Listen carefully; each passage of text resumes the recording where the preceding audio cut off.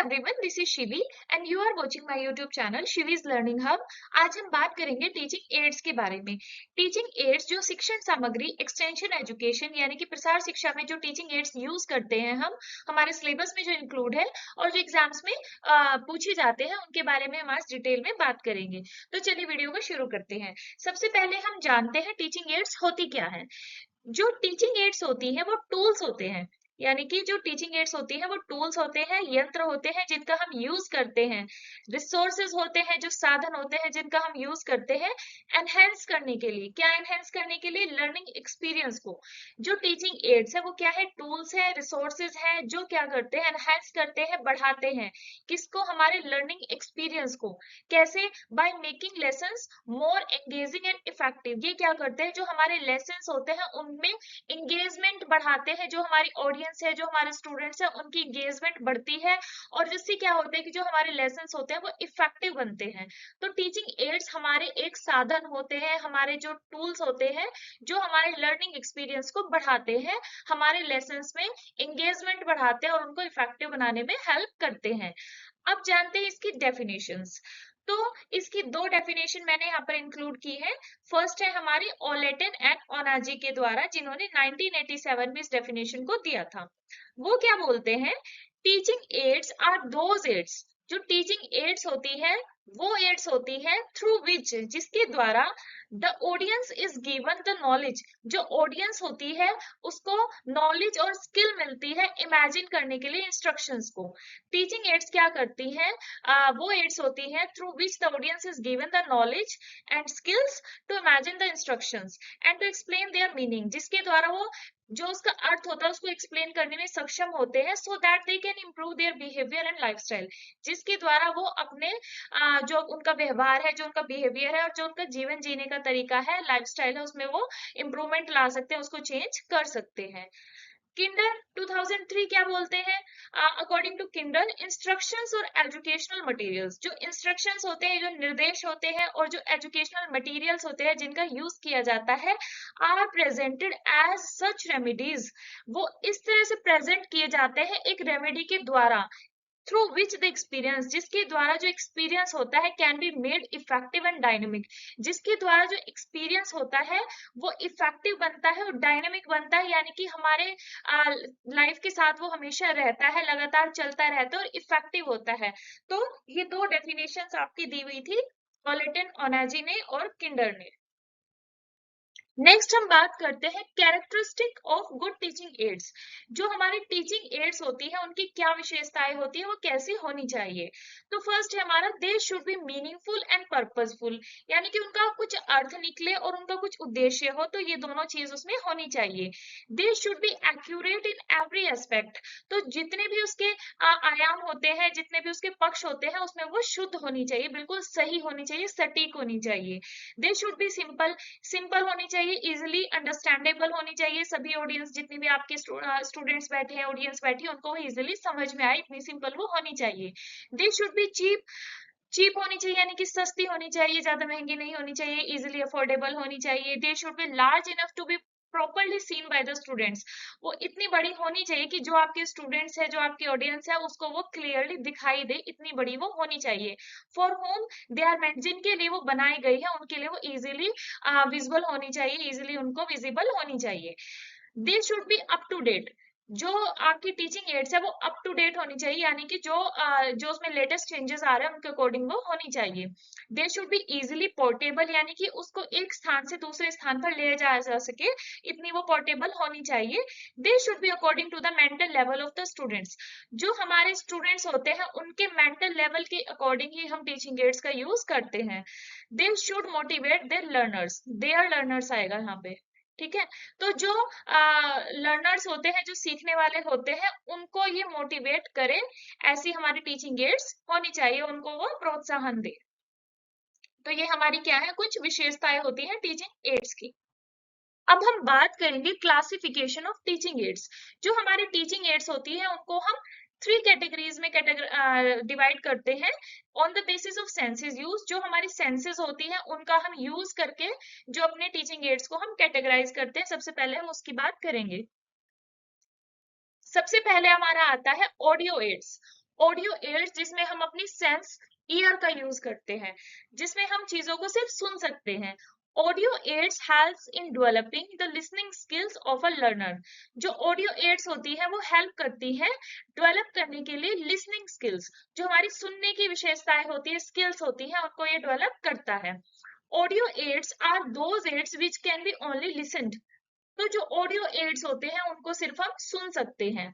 Examples of such types of aids include, इसमें कौन कौन सी एड्स आती है, हमारी रेडियो आती है, ग्रामोफोन आता है, टेप रिकॉर्डर आता है, ऑडियो टेप्स आते हैं, वॉकमैन हो गए और आपके हेडफोन्स हो गए, ये ऑडियो एड्स के अंतर्गत आते हैं। नेक्स्ट हम बात करेंगे विजुअल एड्स की। विजुअल एड्स वो होती है जिनको सिर्फ हम देख सकते हैं। Aids which require the involvement of learners visual senses. Visual senses यानी कि हमारी आईज, आईज का जहां पर यूज होता है। Examples of such type of aids include graphics aids, 3D aids, display boards and print materials etcetera. तो जो हमारे जैसे चार्ट, पोस्टर और न्यूज़पेपर, ये सारे हमारे विजुअल एड्स होते हैं। जैसे हमारी बुक्स, मैगजीन्स, ये हमारे सब हमारी क्या होती है, विजुअल एड्स होती है, जिनको सिर्फ हम देख सकते हैं। अब नेक्स्ट हम बात करते हैं ऑडियो विजुअल, जिसको हम देख भी सकते हैं और जिसको हम सुन भी सकते हैं। तो इसमें हमारे दोनों सेंसेस का यूज होता है, ईयर्स और आईज का। In these aids both the listening and viewing faculties are involve. हमारी आईज और हमारे ईयर दोनों इसमें इन्वॉल्व होते हैं। Such aids include puppets, puppets यानी कि जो कठपुतलियां होती हैं, टेलीविजन प्रोग्राम्स होते हैं, हम टीवी में देखते भी हैं और सुनते भी हैं, वीडियो फिल्म्स होती हैं, मोशन पिक्चर्स होती हैं, सिंक्रोनाइज्ड ऑडियो स्लाइड प्रोजेक्टर्स होते हैं, computers and computer assisted instructions etcetera. तो ये हमारी ऑडियो विजुअल एड्स होती हैं। अब हम बात करेंगे on the basis of projection. तो प्रोजेक्शन के बेस पर दो कैटेगरी में डिवाइड किया जाता है टीचिंग एड्स को। फर्स्ट है प्रोजेक्टेड और सेकंड है नॉन प्रोजेक्टेड। जो प्रोजेक्टेड एड्स होती हैं वो क्या होती हैं?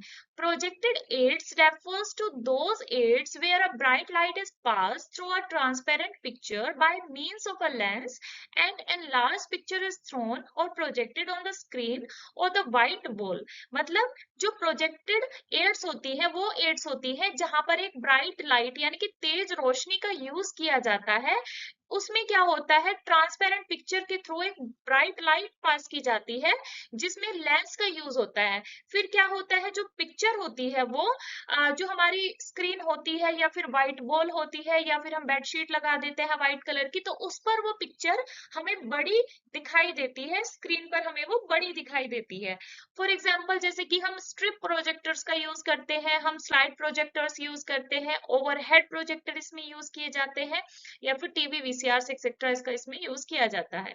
तो ये हमारे प्रोजेक्टेड एड्स होते हैं, इसमें इलेक्ट्रिसिटी का यूज होता है और इसमें प्रोजेक्शन टेक्निक्स यूज की जाती है। नेक्स्ट हम बात करेंगे हमारी नॉन प्रोजेक्टेड एड्स की। तो जो नॉन प्रोजेक्टेड एड्स है वो बिल्कुल प्रोजेक्शन के विपरीत हो जाएंगी। तो इसमें क्या होगा कि इसमें ना तो प्रोजेक्टर का यूज होता है, ना इसमें कोई इलेक्ट्रिसिटी, कोई बिजली का यूज नहीं होता, ना इसमें कोई प्रोजेक्शन स्क्रीन का यूज किया जाता है। Such materials can be simply shown. इन मटेरियल्स को हम सिंपली ऑडियंस को दिखा सकते हैं, इजिली उनको हैंग कर सकते हैं, टांग सकते हैं, टच कर सकते हैं। फॉर एग्जाम्पल जैसे कि चौक बोर्ड हो गया हमारा, इसको हम इजिली टच कर सकते हैं, हम वॉल पर टांग सकते हैं। व्हाइट बोर्ड्स हैं, फ्लैनल बोर्ड है, मैग्नेटिक बोर्ड है, और आपके चार्ट्स हो गए, वॉल चार्ट्स हो गए, पोस्टर्स हो गए, पिक्टोरियल्स मटेरियल्स हो गए, या फिर आपके मॉडल्स हो गए। ये सारे आपके नॉन प्रोजेक्टेड एड्स में आ जाते हैं जहां पर कोई इलेक्ट्रिसिटी और कोई प्रोजेक्शन स्क्रीन का यूज नहीं होता। हम सिंपली जो chalk board, white board etcetera use करते हैं वो हमारे नॉन प्रोजेक्टेड एड्स होते हैं। अब हम बात करेंगे अकॉर्डिंग टू एवोल्यूशन। तो एवोल्यूशन के अकॉर्डिंग इसको चार पार्ट में डिवाइड किया गया है। First generation, second generation, third generation और फोर्थ जनरेशन। तो जो हमारे फर्स्ट जनरेशन मीडियम्स होते हैं इसमें हैंडमेड चार्ट्स का यूज किया जाता है। ठीक है, जो फर्स्ट जनरेशन में क्या आए थे हैंडमेड चार्ट्स, पहले हम हाथों से चीजों को बनाते थे, ग्राफ होते थे, एग्जिबिट्स होते थे, मॉडल्स होते हैं, जहां पर हाथों का यूज किया जाता था किन्हीं टीचिंग एड्स को बनाने के लिए। तो हैंडमेड चार्ट्स इसमें आ जाएंगे, ग्राफ्स आ जाएंगे। एज इट इज एग्जाम में पूछा जाता है, ऑप्शंस में पूछा जाएगा फर्स्ट जनरेशन का मीडियम कौन सा है या फिर सेकंड जनरेशन का, इनमें से कौन सा नहीं है, इस तरह से क्वेश्चंस बनते हैं। सेकंड जनरेशन में क्या आ जाएगा, जहां पर हाथ का यूज हो रहा था यहाँ पर प्रिंटेड का यूज किया जाएगा। प्रिंटेड मटेरियल्स हो गए हमारे, प्रिंटेड ग्राफिक्स हो गए, वर्कबुक्स हो गई, ये सब हमारे प्रिंटेड जो मटेरियल्स होते हैं वो सेकंड जनरेशन में आ जाते हैं। थर्ड जनरेशन की बात करें तो हम इसमें फोटोग्राफ्स अब हमारे आ जाएंगे, कैमरास का यूज हो जाएगा, स्लाइड्स इसमें आ जाएंगी, फिल्म स्ट्रिप्स आ जाएगी, फिल्म्स आ जाएंगी, recordings, radio, tele lecture etcetera इसमें आ जाएंगे, जो हमारे थर्ड जनरेशन में थोड़ी और डेवलपमेंट हुई तो ये सारी चीजें यहाँ पर आ गई। फोर्थ जनरेशन में हमारा जो टेलीविजन है, कंप्यूटर्स है, प्रोग्राम्ड इंस्ट्रक्शंस है, लैंग्वेज लैब्स हैं, इलेक्ट्रॉनिक डिजिटल कंप्यूटर्स, ये सारी जितने भी हमारे डिजिटली जो चीजें यूज हो रही है वो हमारी फोर्थ जनरेशन में आ जाएगी। तो ये हमारे चार एवोल्यूशन के अकॉर्डिंग हमारे चार कैटेगरीज डिवाइड यहाँ पर की गई हैं। अब हम एक एक करके जितने भी हमारे टीचिंग एड्स हैं उनको हम डिटेल में एक एक करके बात करेंगे। तो सबसे पहले हम बात करेंगे चॉक बोर्ड के बारे में। इसको आप जानते ही हो इजीली, जो हमारे क्लासरूम्स में हमें प्रोवाइड किया जाता है वही हमारा चॉक बोर्ड होता है। तो popularly known as black board, इसको हम मेनली जो ब्लैक बोर्ड के नाम से जानते हैं। ये एक पुराना और सिंपल ओल्डेस्ट मेथड है विजुअल एड्स का। तो ओल्डेस्ट और सिंपलेस्ट विजुअल एड्स हैं ये, जो ग्रुप लर्निंग के लिए यूज की जाती हैं। हम क्लास में बैठते हैं तो क्लास में कितने सारे बच्चे होते हैं, ग्रुप्स में बच्चे होते हैं, तो उनके लिए टीचिंग एड्स वहां पर ब्लैक बोर्ड यूज की जाती है। Use to display visual symbols of various kinds like questions, questions को हम ब्लैक बोर्ड पर लिखते हैं, असाइनमेंट्स को लिखते हैं, कार्टून्स बनाते हैं, ग्राफ, स्केचेस, चार्ट्स, ड्राइंग्स, ये सारे जो विजुअल सिंबल्स होते हैं इनको हम ब्लैक बोर्ड के थ्रू दिखाते हैं, दर्शाते हैं। तो ये तीन टाइप्स का होता है जिसको मैंने पिक्चर्स के थ्रू भी आपको यहाँ पर दिखाया है। वॉल चॉक बोर्ड जो दीवार पर लगाया जाता है, a wall chalk board fixed on the wall 70 to 100 centimetre from the floor depending on the age group. हम जो दीवार पर जो ब्लैक बोर्ड लगाते हैं वो एज ग्रुप के अकॉर्डिंग लगाते हैं, छोटे बच्चों और बड़े बच्चों के अकॉर्डिंग हम ब्लैक बोर्ड को दीवार पर लगाते हैं। तो ये जो फ्लोर होता है, फ्लोर से ये 70 to 100 सेंटीमीटर अबव होता है। ठीक है, ये हमारा क्या है, ब्लैक बोर्ड है। ये दीवार पर लगाया जाता है और यहाँ पर इसमें चौक और डस्टर रखने की भी फैसिलिटी प्रोवाइड हमें की जाती है। नेक्स्ट हम बात करते हैं rolled chalk board. It is a writing surface which can B rolled and carried easily.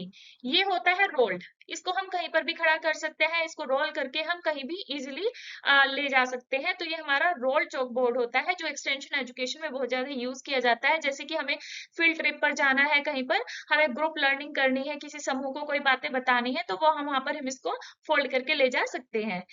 Folded chalk board जो होता है, इस ये 2 से 3 पीसेस के ब्लैक बोर्ड को ज्वाइन करके बनाया जाता है। जैसे कि ये इसमें 3 बोर्ड्स हो गए, इनको ज्वाइन करके बनाया जाता है और इनको आप फिर बंद कर दिया जाता है। जैसे कि ये हो गया, इसमें 2 चॉक बोर्ड्स का यूज किया गया है। तो ये क्या होता है, made up of 2 to 3 pieces of blackboard joined with the help of hinges to be carried easily on a cycle. It is suitable for field extension work. तो जो field extension work होता है उसके लिए suitable होता है, इसको हम easily साइकिल पर कैरी कर सकते हैं और इसको एक्सटेंशन एजुकेशन में बहुत ज्यादा यूज किया जाता है। तो ये हमारे चॉक बोर्ड के टाइप्स होते हैं। नेक्स्ट हमारा टीचिंग एड का टाइप है बुलेटिन बोर्ड, जिसको न्यूज बोर्ड भी बोलते हैं, जिसको डिस्प्ले बोर्ड भी बोलते हैं, इसको हम पिन बोर्ड और नोटिस बोर्ड भी बोलते हैं। जो बुलेटिन बोर्ड होता है is a surface intended for posting of public message, for example to advertise items wanted for a sale, announce events और प्रोवाइड इंफॉर्मेशन। जो बुलेटिन बोर्ड होता है इसका जो सरफेस होता है इस पर हम मैसेजेस को पोस्ट करते हैं और इसमें जो मैसेजेस में पोस्ट किए जाते हैं, जैसे कि हम किसी प्रोडक्ट की एडवर्टाइजमेंट कर रहे हैं, उसको हम सेल करना चाहते हैं तो उसकी एडवर्टाइजमेंट हम इस पर लगा सकते हैं। हम किसी इवेंट को अनाउंस कर सकते हैं, कोई इवेंट है उसको हम अनाउंस कर सकते हैं, या फिर कोई हम इंफॉर्मेशन हमें पब्लिक को देनी है वो इसमें हम लिख सकते हैं। तो बुलेटिन बोर्ड का यहाँ पर यूज किया जाता है। तो बुलेटिन बोर्ड्स आप देखते हो स्कूल्स में, पब्लिक एरियाज में, आपके गवर्नमेंट ऑफिसेज में, प्राइवेट ऑफिसेज में, हर जगह आपको लगे हुए मिलेंगे। तो जो बुलेटिन बोर्ड होता है often made of a material such as cork, ये जो मटेरियल होता है इसका कॉर्क से बना होता है, कॉर्क बोर्ड होता है, जिस पर क्या करते हैं, जो कॉर्क बोर्ड होता है वो हमें फैसिलिटेट करता है, जिसमें हम मैसेजेस को रिमूव भी कर सकते हैं और ऐड भी कर सकते हैं। इसमें जैसे कि ये अभी बी अमेजिंग बना हुआ है, इसको हम चेंज करके इस पर फिर हम दूसरा कुछ और भी इवेंट के बारे में इंफॉर्मेशन हम दे सकते हैं। तो इसमें ये चेंजेस ला सकते हैं क्योंकि ये कॉर्क बोर्ड से बना होता है, हम इजीली इसमें चेंजेस कर सकते हैं। इसमें राइटिंग सरफेस भी हमें प्रोवाइड करता है, जैसे कि ब्लैक बोर्ड और नोट व्हाइट बोर्ड होता है, जैसे वो हमें राइटिंग स्पेस देता है, ऐसे ही बुलेटिन बोर्ड में हम राइटिंग भी कर सकते हैं। तो जो बुलेटिन बोर्ड होता है, जो कंबाइन करता है पिन बोर्ड के साथ, जिसमें हम पिन बोर्ड मतलब पिन्स का यूज करके अपनी चीजों को उसमें लगा सकते हैं, और राइटिंग सरफेस भी होता है जिसमें हम लिख भी सकते हैं। तो ये हमारा बुलेटिन बोर्ड होता है, जो कॉम्बिनेशन होता है कॉर्क बोर्ड का और राइटिंग सरफेस का। देखते हैं इसमें कौन कौन से मटेरियल्स यूज होते हैं। सॉफ्ट बोर्ड होता है या फिर कॉर्क बोर्ड होता है, और जो इसमें जो कपड़ा इसके ऊपर लगा होता है वो बर्लैप होता है या फिर मोंकिश क्लॉथ होता है। इसका जो फ्रेम होता है वो लकड़ी का बना होता है, इसमें हुक्स होते हैं जिसको हम इजिली कहीं पर भी हैंग कर सकते हैं, यहाँ पर इसमें हुक्स लगे होते हैं। इसमें जो पिंस होते हैं वो राउंड हैंडेड पिंस का यूज किया जाता है, round head sorry, round head जो पिंस होते हैं आपने देखे भी होंगे मार्केट में, इस तरह के राउंड हेड पिंस मिलते हैं, उनसे हम अपने आर्टिकल्स को उसमें लगा सकते हैं। जो इसका साइज होता है वो 4 से 8 फीट का होता है। इसमें जो इसकी जो चौड़ाई होती है वो 8 फीट होती है, और जो इसकी लंबाई होती है वो 4 फीट होती है। तो ये इसका साइज होता है। ये आपका हो गया बुलेटिन बोर्ड। नेक्स्ट हमारा जो टीचिंग एड है वो है फ्लैनल ग्राफ। फ्लैनल ग्राफ को फ्लैनल चार्ट भी बोलते हैं।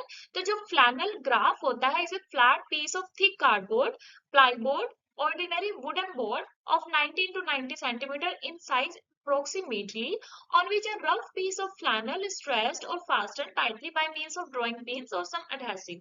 तो जो फ्लैनल ग्राफ होता है ये फ्लैट पीस होता है, या तो इसमें हम मोटा गत्ता यूज करते हैं, या फिर हम प्लाईबोर्ड का यूज कर सकते हैं, या फिर हम कोई लकड़ी का बोर्ड इसमें यूज करते हैं, जिसका साइज अप्रोक्सीमेटली हम देखें तो 90 से 90 सेंटीमीटर होता है।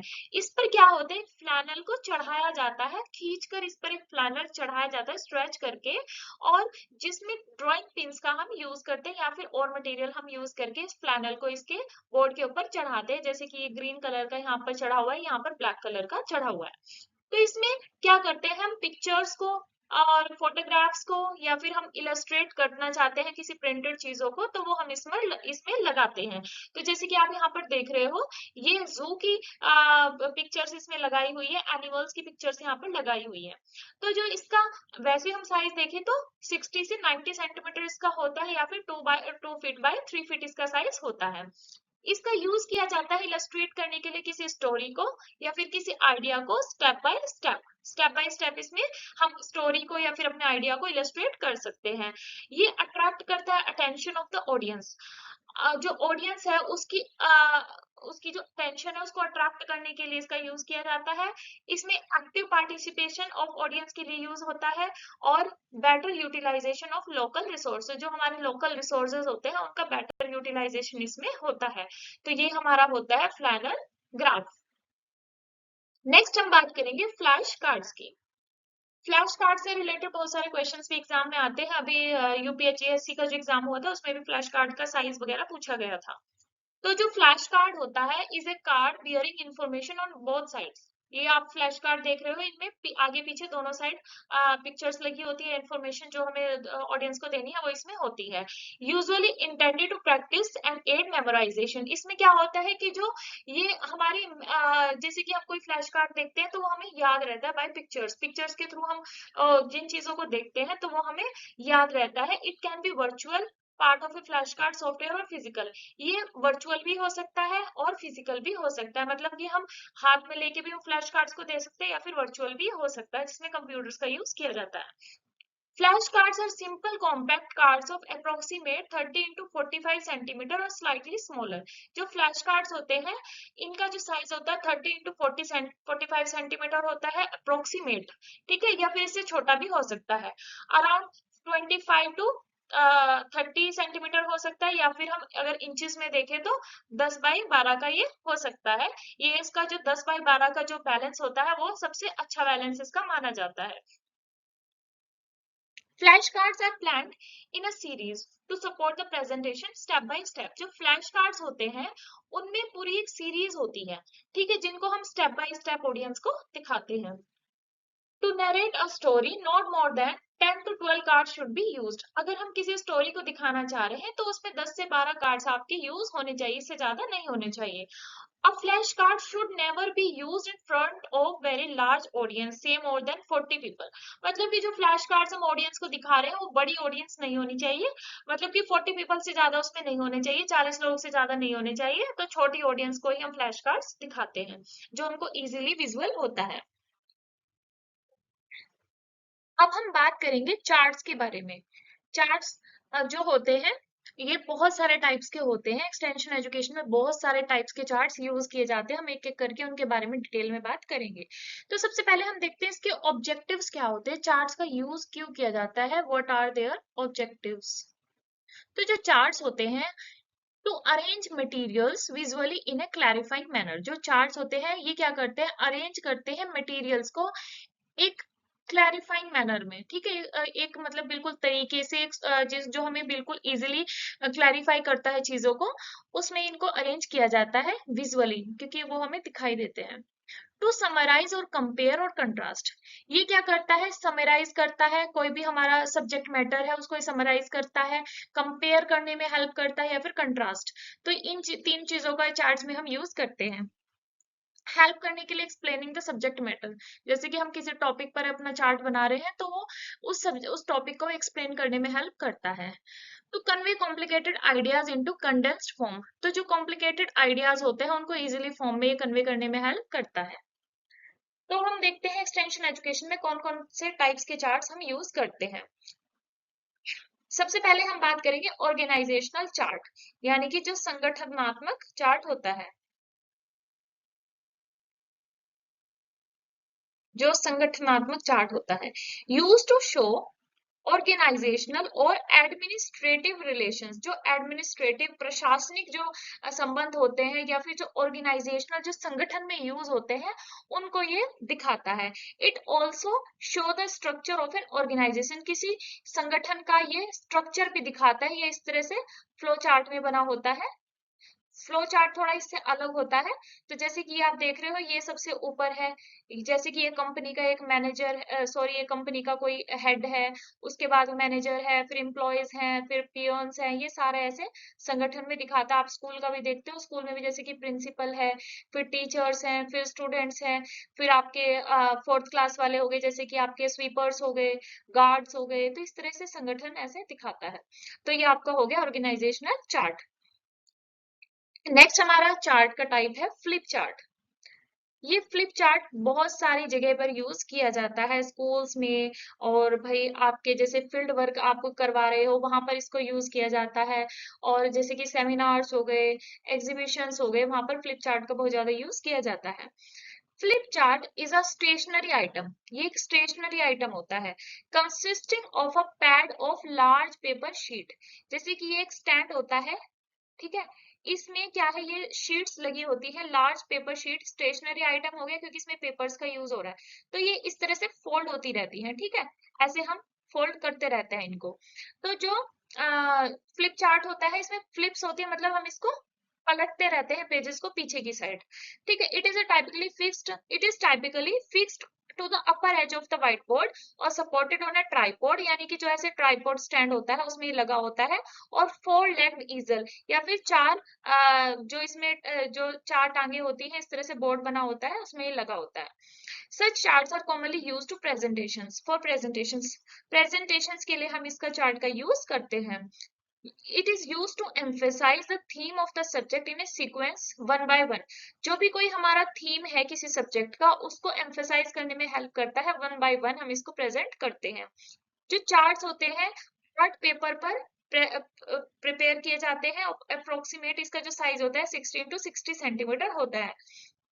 और जो इसमें कलर्स यूज होते हैं एम्फेसाइज करते हैं पॉइंट्स को, जैसे कि हम यहाँ पर कलर्स यूज करते हैं जो हमारे जो पॉइंट्स है उनको एम्फेसाइज करते हैं, प्रदर्शित करते हैं, दिखाते हैं।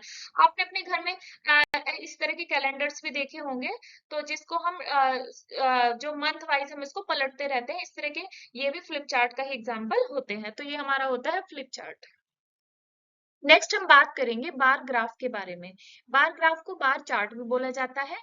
is a visual representation of data using rectangular bars to compare different categories or groups. तो ये जो बार ग्राफ होता है इसका यूज किया जाता है विजुअल रिप्रेजेंटेशन ऑफ डाटा। इसमें जो डाटा होता है उसकी विजुअल रिप्रेजेंटेशन होती है, जिसमें रेक्टेंगुलर ये जो बार्स बने होते हैं ये क्या करते हैं, कंपेयर करते हैं डिफरेंट कैटेगरीज और ग्रुप्स को। तो जो अलग अलग समूह होते हैं, अलग अलग कैटेगरीज होती है, उनको ये कंपेयर करने का यहाँ पर काम करते हैं। जैसे कि हम अगर एक्सटेंशन एजुकेशन में बात करें, अगर हम क्रॉप्स की बात करें, ठीक है, तो जो क्रॉप्स है किस ईयर में ज्यादा प्रोडक्शन हुआ है, किस ईयर में कम हुआ है, किस ईयर में उससे ज्यादा हुआ है, तो इस तरह बार ग्राफ की हेल्प से हम उसको दर्शा सकते हैं। तो इस तरह से बार ग्राफ का एक्सटेंशन एजुकेशन में यूज किया जाता है। नेक्स्ट हम बात करेंगे टाइम चार्ट के बारे में। जो टाइम चार्ट होता है, time sense refers to the capacity through which we are able to establish a lively relationship between the various events. जो अलग अलग तरह के इवेंट्स होते हैं उनमें जो संबंध होते हैं उनको हम यहाँ पर टाइम चार्ट की हेल्प से एस्टैब्लिश कर सकते हैं। In fact time is focal point. Time एक क्या है, फोकल पॉइंट है और some definite point. It helps in understanding the flow of various events of society in order they come to pass. तो ये हमें हमारे जो अंडरस्टैंड करने में हेल्प करता है, जो हमारे अलग अलग तरह के इवेंट्स होते हैं सोसाइटी के अंदर, जो इवेंट्स होते हैं उनके ऑर्डर को अंडरस्टैंड करने में, समझने में हेल्प करता है। हम अपना टाइम चार्ट, जैसे कि हम अपना खुद का टाइम टेबल भी सेट करते हैं, तो टाइम चार्ट का वहां पर यूज किया जाता है। नेक्स्ट जो चार्ट का टाइप है वो है ट्री चार्ट। ये फ्लो चार्ट का ही टाइप होता है। ये ऐसे ट्री की शेप में बना होता है जो ग्रोथ, ट्री की ग्रोथ दिखाता है। इसको जब हम इस डायरेक्शन में प्लॉट करते हैं तो ट्री की ग्रोथ, ब्रांचेस जो है इसको ये दिखाता है। एक्सटेंशन एजुकेशन में इसका जो यूज किया जाता है, जैसे कि कॉम्प्लेक्स इश्यूज हैं उनको हम इसमें दर्शाते हैं, या फिर जो हमारे स्टेप बाय स्टेप जो हमारी प्रोसेसेस होती है उनसे जो आउटकम्स आ रहे हैं, जो हमारी प्रोसेसेस हो रही है उसको इसमें हम दर्शाते हैं। तो इस तरह से हम ट्री चार्ट का एक्सटेंशन एजुकेशन में यूज करते हैं। तो जो हमारा नेक्स्ट टाइप है चार्ट का वो है हमारा पाई चार्ट। ये एक सर्कुलर की फॉर्म में होता है और they are used to show how several parts come together to form a whole shape। ये सारे हमारे पार्ट्स हैं इसके पाई चार्ट के, तो ये सारे मिलकर एक सर्कल बनाते हैं। For example, a pie chart can be used to show the relative proportion of different crops produced by a country। अगर हम एक्सटेंशन एजुकेशन में बात करें तो जैसे कितने क्रॉप्स हमारे कंट्री में डिफरेंट डिफरेंट क्रॉप्स प्रोड्यूस हो रहे हैं उनका रिलेशन इसमें ये दिखाता है। जैसे कि आप यहाँ पर देख भी सकते हो, ये स्प्रिंग व्हीट है, बार्ले है, ये पिक्चर यहाँ पर कटी हुई थी, ओट्स हो गए, ऑर्चर्ड हो गए, ये सारे यहाँ पर ये दिखाता है। पाई चार्ट हेल्प करता है ये इस तरह से डिफरेंस दिखाने के लिए। Next is overlay chart. Overlay chart क्या होता है, जैसे कि हमारा एक सिंगल चार्ट है, ठीक है, इसमें क्या करते हैं हम तीन चार्ट्स को कंबाइन करते हैं। इनको कंबाइन करने का जो हमारा मोटिव होता है वो क्या होता है कि हम इनको इजीली कंपेयर कर सके, ठीक है, जो डाटा है उसको हम इजीली कंपेयर कर सके, इसलिए ओवरले चार्ट का यूज किया जाता है। Sometimes we need to combine two or more charts in a single chart. एक सिंगल चार्ट में दो या दो से ज्यादा चार्ट्स को कंबाइन किया जाता है। This is fairly common incident in time based chart and then we can compare two data sets with ease. जो दो डेटा है या दो से ज्यादा है उनको हम इजीली कंपेयर कर सकते हैं, डिफरेंशिएट कर सकते हैं, तो इसलिए इसका ओवरले चार्ट का यूज किया जाता है। नेक्स्ट इज लाइन ग्राफ या लाइन चार्ट। ये एक चार्ट का टाइप होता है that shows the change of a value over time. It is made by joining points using line. Multiple lines together show the relationship between the quantity of agriculture produce and its market price. तो जो line graph होता है ये lines के through data को present करता है। इसमें मल्टीपल लाइंस का यूज किया जाता है। जो जैसे कि हम एग्रीकल्चर प्रोडक्शन का देखें तो एग्रीकल्चर में, कृषि का में किन किन चीजों का ज्यादा उत्पादन हुआ है, किन चीजों का कम हुआ है, उनको हम लाइन ग्राफ के थ्रू दर्शा सकते हैं। जैसे कि अब आप यहाँ पर देखो तो ये हमारा गेहूं है, ये गेहूं को हमने यहाँ पर दर्शाया हुआ है। ये हमारा राइस है, ये पल्सेस हो गई, दालें हो गई, और यहाँ पर ऑयल सीड्स हो गए। तो लाइन ग्राफ के थ्रू यहाँ पर इनका प्रोडक्शन बताया हुआ है, किसका ज्यादा हुआ है और किसका कम हुआ है। तो ये हमारा लाइन ग्राफ यूज किया जाता है एक्सटेंशन एजुकेशन में। Next is pictorial chart. Pictorial chart क्या होता है, इसमें पिक्चर्स लगी होती हैं, ठीक है, पिक्चर्स के थ्रू डाटा को प्रेजेंट किया जाता है। इसमें आइकन्स होती हैं, इमेजेस होती है, सॉरी, सिंबल्स होते हैं, इनके थ्रू ना चार्ट बनाया जाता है। पुल चार्ट क्या होता है? It contains written messages which are hidden behind thick cardboard और प्लाईबोर्ड। तो जो इसकी पिक्चर वैसे मुझे सही से मिली नहीं थी, जो मिली है मैंने वही लगा दी है। तो जो ये जो पुल चार्ट होता है, इसमें क्या होते हैं, जो मैसेजेस होते हैं वो हाइड किए जाते हैं कार्डबोर्ड के पीछे या फिर प्लाईबोर्ड की स्ट्रिप्स जो होती है उनके पीछे इसमें मैसेजेस को हाइड किया जाता है। The hidden messages can be shown to the audience during the presentation. और जो हिडन मैसेज, जैसे कि हम इसको पुल करते हैं, खींचते हैं, तो ये मैसेजेस आपने देखा भी होगा, इस तरह के कार्ड्स देखे होंगे आपने। तो जब हम इसको यहाँ से खींचते हैं तो यहाँ पर वो हिडन मैसेज जो हम यहाँ पर ब्लैंक दिख रहा है, इसके पीछे मैसेज है, तो जैसे ही हम खोलेंगे वो सारा मैसेज हमें दिखाई देगा। तो ऐसे ही एक्सटेंशन एजुकेशन में प्रेजेंटेशन को शो करने के लिए ऑडियंस को पुल चार्ट्स का यूज किया जाता है। Next is strip tease chart. Strip tease chart भी पुल चार्ट की तरह ही होता है। यहाँ पर ऐसे एक बोर्ड होता है, उस पर ऐसे स्ट्रिप्स लगी होती हैं, ठीक है, like the pull chart. The message of the strip tease chart is also hidden behind a strip. जैसे कि यहाँ पर पट्टियां लगी हुई हैं, स्ट्रिप्स लगी हुई है, इनके पीछे मैसेज छिपा हुआ होता है। The information of the chart is covered with a thin paper strip। एक पतली जो पेपर स्ट्रिप होती है उसके पीछे आपका मैसेज यहाँ पर छिपा हुआ होगा।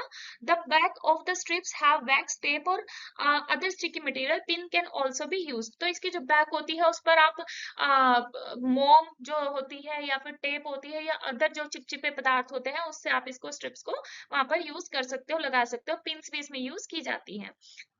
तो जो इसका यूज होता है, complete story is presented as a picture और in the written form and is placed behind the strips of a paper and then we move our point forward by removing the strips of a paper.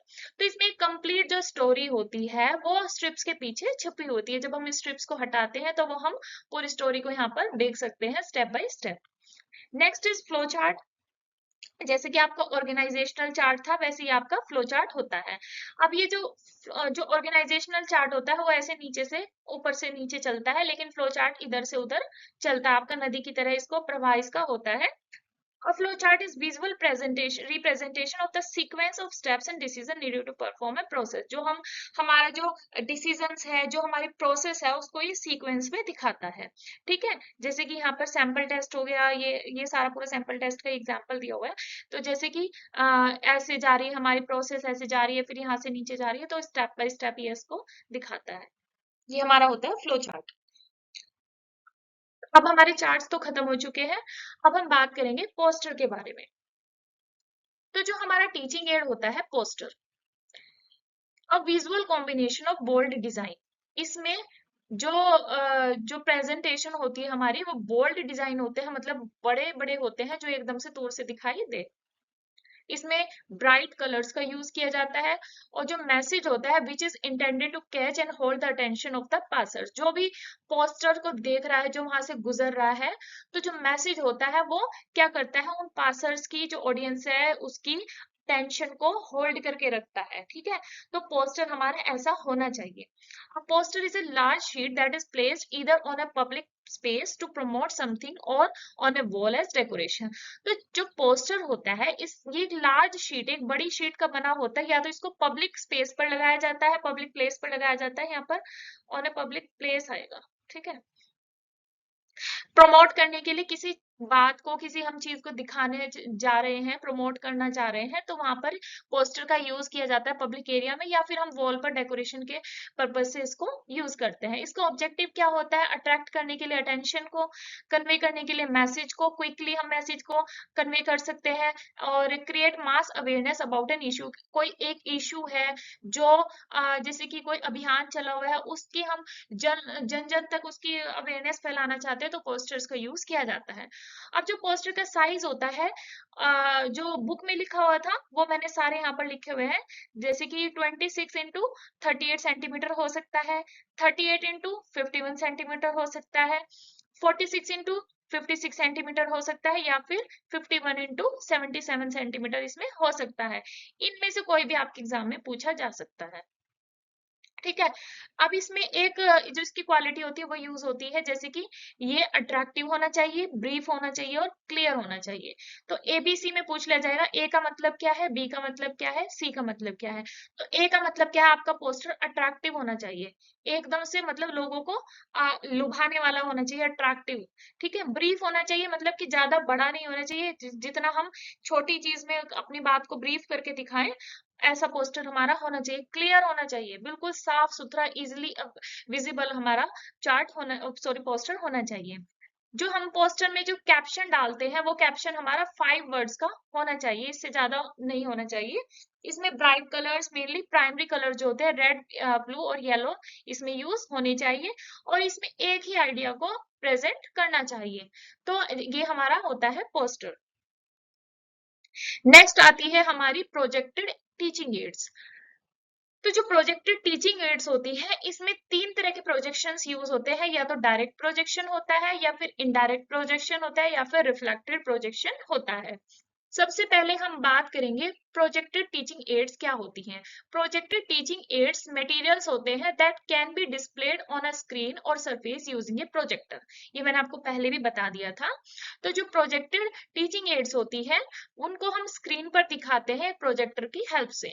तो जो direct projection होता है वो क्या होता है, projecting an image directly on to a viewing surface, मतलब कि बिल्कुल डायरेक्टली एकदम व्यूइंग सरफेस जो हमारी, जैसे कि हमारी वॉल है, उस पर ये दिखाता है, सच एज स्क्रीन और sensor, without intermediate steps like reflection. जैसे कि रिफ्लेक्शन है, इसमें रिफ्लेक्शन होके लाइट वापस आके हमें स्क्रीन पर दिखाई देती है, इसमें डायरेक्ट ही होता है। ठीक है, जैसे कि आप यहाँ पर देख रहे हो, ये जो हमारा लैंप है, ये कंडेंसर लैंप है। तो यहाँ से जो हमारा ऑब्जेक्ट है, ऑब्जेक्टिव लेंस है, यहाँ से डायरेक्ट ही हमें चीजें दिखाई देती है स्क्रीन पर, डायरेक्ट ही वो लेंस हमें जो पिक्चर्स है हमारी वो स्क्रीन पर दिखाता है, डायरेक्ट प्रोजेक्शन होता है। इनडायरेक्ट प्रोजेक्शन में क्या होता है, projecting an image onto a screen or surface by reflect light from a source, जहां पर किसी सोर्स से लाइट रिफ्लेक्ट होती है, rather than directly projecting from the source। इसमें जो डायरेक्ट होती है, इसमें जो लाइट होती है वो रिफ्लेक्ट होके आती है। जैसे कि यहाँ पर जो मिरर लगा होता है, मिरर से रिफ्लेक्ट होके आती है, यहाँ पर 45 डिग्री का एंगल का ये जो मिरर लगा होता है, ये लैंप से लाइट गई, यहाँ से मिरर से रिफ्लेक्ट होके ये हमारे इसमें जो हमारी वॉल होती है, स्क्रीन होती है, उस पर ये पिक्चर्स को हमें दिखाती है। नेक्स्ट जो हमारा होता है रिफ्लेक्टेड प्रोजेक्शन होता है, इसमें लाइट रिफ्लेक्ट होके आती है, इसमें बहुत सारे मिरर्स का यूज का हम कर सकते हैं। तो जो मिरर्स लगे होते हैं, जैसे कि 45 डिग्री एंगल पर एक मिरर लगा हुआ है, लाइट रिफ्लेक्ट होके जा रही है, यहाँ पर एक और मिरर लगा हुआ है, उससे रिफ्लेक्ट होके जा रही है, तब हमें स्क्रीन पर वो हमारा जो स्क्रीन पर जो हमें कोई चीज दिखानी है वो हमें दिखाई देती है, इसमें लाइट का रिफ्लेक्शन यूज होता है। This can involve using mirrors, इसमें एक से ज्यादा मिरर्स का यूज करते हैं एम्पलीफाई करने के लिए और रिडायरेक्ट करने के लिए इमेजेस को, utilizing special screens that reflect light in a specific way. तो इसमें रिफ्लेक्शन का यूज होता है, मिरर्स का यूज होता है। तो एंगल्स में जो एंगल्स बनते हैं उनके थ्रू हमें इमेजेस रिफ्लेक्ट होके दिखाई देती है। अब हम इनके जो टाइप्स हैं वो देखते हैं। डायरेक्ट प्रोजेक्शन में आता है स्लाइड्स।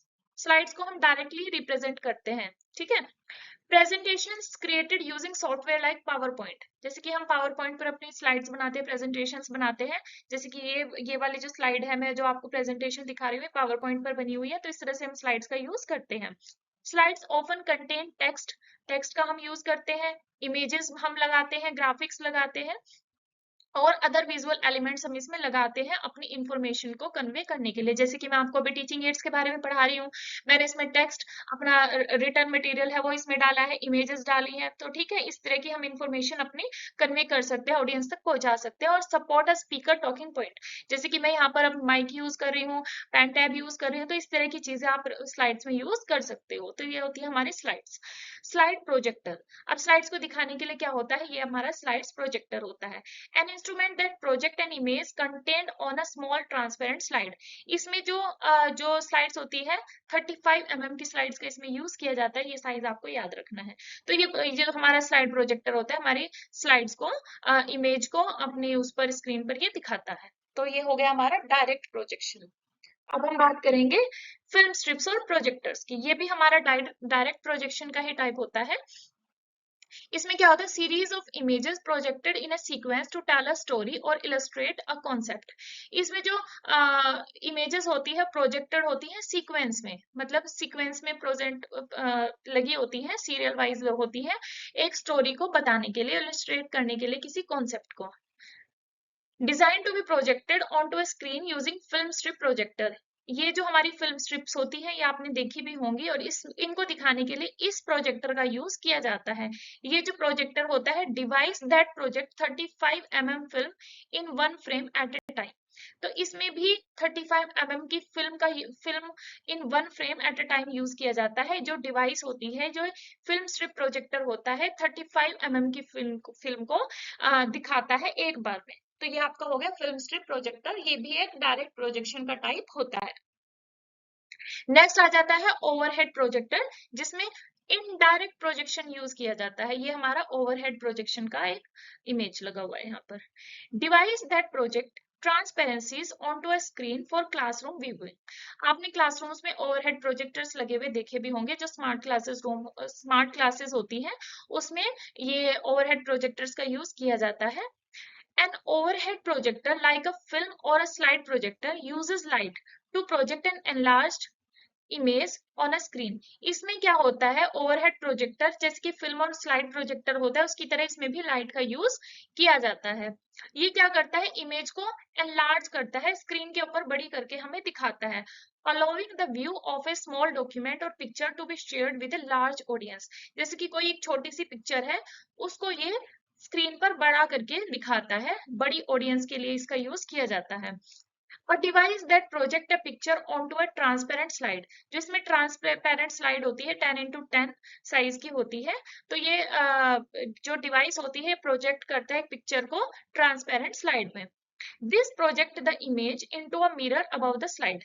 ये जो इमेज होती है इसमें, ये प्रोजेक्टर क्या करता है, इमेज को मिरर के ऊपर लगी हुई स्लाइड को ये दिखाता है, which reflect it on to the wall in front of viewer, जो रिफ्लेक्ट करती है वॉल पर, जहां पर जैसे कि हमारी ऑडियंस बैठी है और ये हमारी वॉल है, ये हमारा ओवरहेड प्रोजेक्टर लगा हुआ है, तो ये रिफ्लेक्ट करके ऑडियंस को दिखाता है।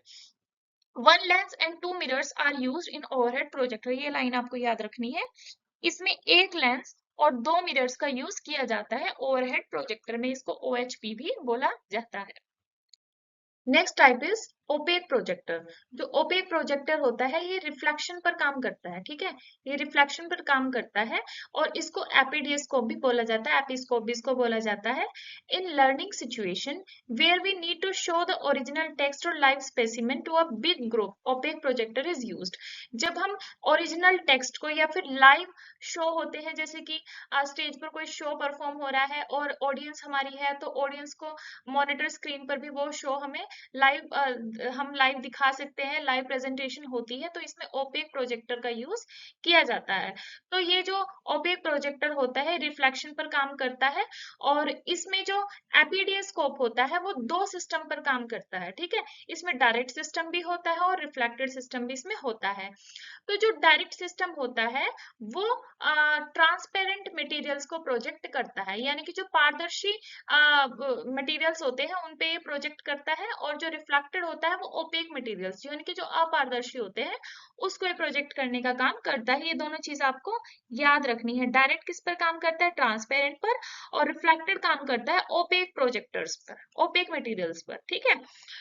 जो ओपेक प्रोजेक्टर होता है और एपिस्कोप इसको बोलते हैं, इज अ डिवाइस जो क्या करती है, डिस्प्ले करती है ओपेक मटेरियल्स को। जो ओपेक मटेरियल्स होते हैं, जो अपारदर्शी मटेरियल्स होते हैं, वो जो एपिस्कोप होता है उनको दिखाता है, कैसे, by shining a bright lamp on to the object. तो इसमें जो ओपेक मटेरियल है आपका, उस पर एक लाइट शाइन करती है, ब्राइट लाइट शाइन करती है एक लैम्प के द्वारा on to the object from above. Object के ऊपर एक लाइट लैम्प के द्वारा एक लाइट शाइन करती है, जिसके द्वारा वो हमें ओपेक मटेरियल दिखाई देता है। Episcope must be distinguished from the diascope और episcope which is a projector used for projecting images of transparent object। तो जो एपिस्कोप होता है इसमें ट्रांसपेरेंट ऑब्जेक्ट जैसे कि फिल्म्स, उनको प्रोजेक्ट किया जाता है, इमेजेस, ट्रांसपेरेंट इमेजेस इसमें दिखाई देती हैं। लेकिन जो एपिडियोस्कोप होता है, जैसे कि मैंने आपको यहाँ पर बताया, ये ओपेक के साथ साथ ट्रांसपेरेंट ऑब्जेक्ट्स को भी प्रोजेक्ट करता है, दिखाता है। जो साइज होता है प्रोजेक्टेड मटेरियल्स का वो 25x25 सेंटीमीटर्स का होता है। तो ये होता है हमारा opaque projector. Next and last type of projector is movie projector. तो जो मूवी प्रोजेक्टर होता है एक ऑप्टो मैकेनिकल डिवाइस होती है जो डिस्प्ले करता है मोशन पिक्चर्स को, फिल्म्स को by projecting them onto the screen. Screen के ऊपर ये प्रोजेक्ट करता है फिल्म्स को, जिससे कि ऑडियंस जो होती है उस फिल्म को लार्ज फॉर्मेट में देख सकती है। और ये वर्क करता है इनडायरेक्ट, डायरेक्ट और रिफ्लेक्टेड, तीनों प्रिंसिपल्स के ऊपर ये काम कर सकता है। तो जो मूवी प्रोजेक्टर होता है इसका फंक्शन क्या होता है, ये वर्क करता है कॉन्टिन्यूअसली, मतलब कि लगातार ये काम करता है, मूव करता है फिल्म को अलोंग अ पाथ, एक जो डायरेक्शन है, एक जो पाथ है, एक जो रास्ता है उस पर ये इसको कॉन्टिन्यूअसली मूव करता है।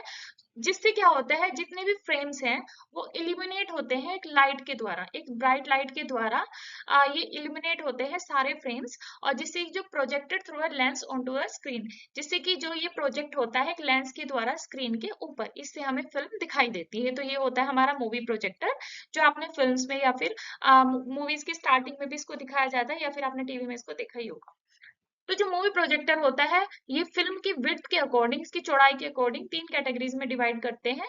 8 mm की जो होती है वो क्लासरूम में यूज होता है, 16 mm का जो होता है वो एक्सटेंशन विंग में यूज होता है, और जो 35 mm का होता है ये हमारा सिनेमा हॉल में यूज किया जाता है। ये होता है हमारा मूवी प्रोजेक्टर। तो ये सब थी आपकी टीचिंग एड्स। पपेट्स के बारे में यानी कि जो कठपुतली है उसके बारे में अगर आपको पढ़ना है तो आपके लिए मैं सेपरेट वीडियो आपको प्रोवाइड कर दूंगी। तो कैसी लगी वीडियो कमेंट में जरूर बताना। Thank you.